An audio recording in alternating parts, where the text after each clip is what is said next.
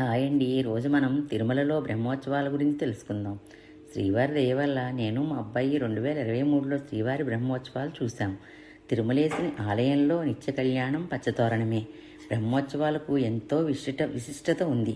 స్వామివారికి తొలిసారిగా ఈ బ్రహ్మోత్సవాన్ని సృష్టికర్త అయిన బ్రహ్మదేవుడే జరిపించినట్లు భవిష్యోత్తర పురాణం చెబుతోంది. బ్రహ్మదేవుడు స్వయంగా ఆరంభించిన ఉత్సవాలు కావడంతో ఇవి బ్రహ్మోత్సవాలు అయ్యాయని అంటారు. మరో వ్యాఖ్యానం ప్రకారం అయితే నవాహినిక దీక్షతో నవబ్రహ్మలు 9 రోజులు జరిపించిన ఉత్సవాలు కాబట్టి ఇవి బ్రహ్మోత్సవాలు. అసలు ఈ ఉత్సవాలకు బ్రహ్మదేవుడికి సంబంధం లేదని, తిరుమలలో జరిగే మిగిలిన ఉత్సవాలతో పోలిస్తే ఇవి చాలా పెద్ద ఎత్తున జరిగేవి కాబట్టి వీటిని బ్రహ్మోత్సవాలు అంటారని ఇంకొందరి భావన.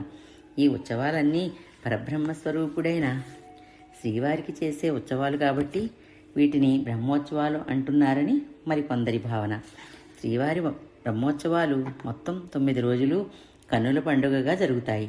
నానా దిక్కులెల్ల నరులెల్ల వానలలోనే వత్తురు కదిలి అంటూ అన్నమాచార్యుడు వర్ణించిన తీరులో అన్ని ప్రాంతాల భక్తులు ఈ ఉత్సవాలను సందర్శించి తరించేందుకు తండోపతండాలుగా వస్తారు.